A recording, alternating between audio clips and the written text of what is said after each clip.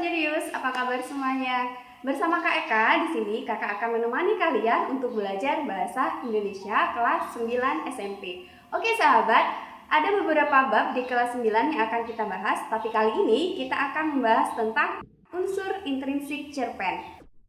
Sobat, unsur intrinsik cerpen ada beberapa, tapi sebelumnya kita harus tahu bahwa cerpen itu singkatan atau kepanjangan dari cerita pendek.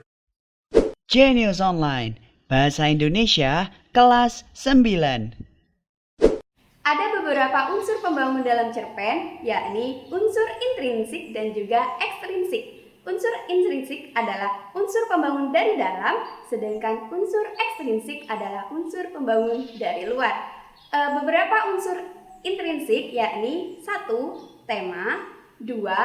Alur, 3. Latar, 4. Penokohan, 5. Sudut pandang, dan 6. Amanat. Tema adalah ide pokok atau gagasan yang dikarang oleh pengarang sebelum dia menuliskan karya sastranya. Kemudian latar adalah tempat, waktu, atau suasana dalam penceritaan. Alur adalah jalannya cerita, bisa saja alur maju, mundur, atau campuran.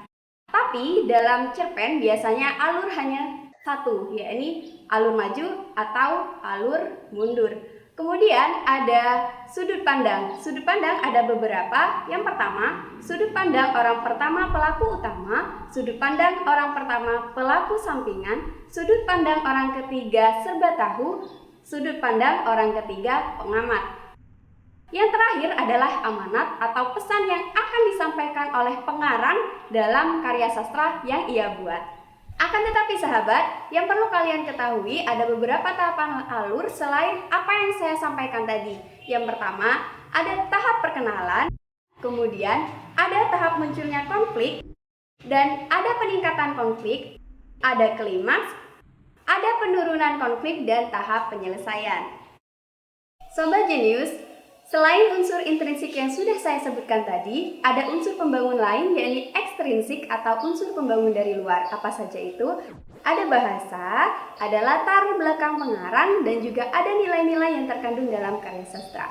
Bahasa biasanya digunakan oleh pengarang sebagai sarana ia menulis cerita. Bahasa ini biasanya berkaitan dengan latar belakang pengarang. Latar belakang pengarang. Dari sini kita bisa mengetahui sejarah hidup pengarang yang menulis cerita. Kemudian kita juga bisa mengetahui sejarah dari karangan-karangan yang ia buat. Kemudian ada nilai-nilai yang terkandung dalam karya sastra. Biasanya ada nilai sosial, nilai moral, nilai budaya, religi, dan juga nilai politik. Sobat Jenius, setelah kita mengetahui atau mempelajari tentang unsur intrinsik dan juga ekstrinsik, sekarang kita akan beralih ke materi tentang struktur teks cerpen.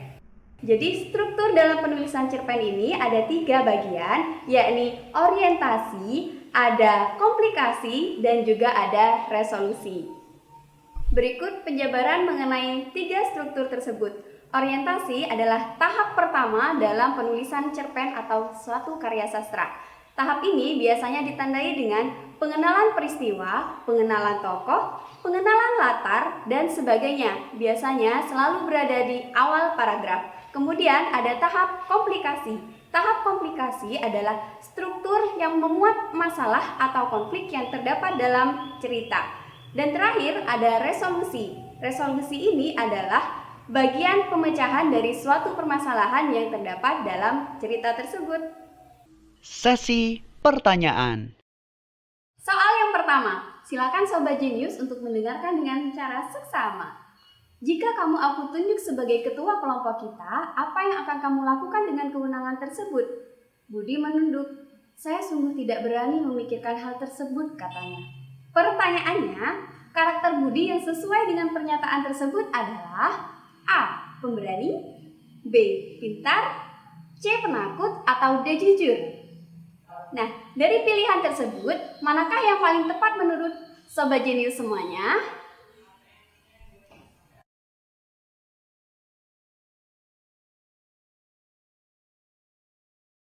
Jawabannya adalah ya, C. Penakut. Kenapa? Sebelum dia menjadi seorang ketua kelompok, dia sudah merasakan dalam dirinya bahwa dia belum berani untuk memikirkan apa yang akan dia lakukan ketika dia terpilih menjadi seorang ketua kelompok.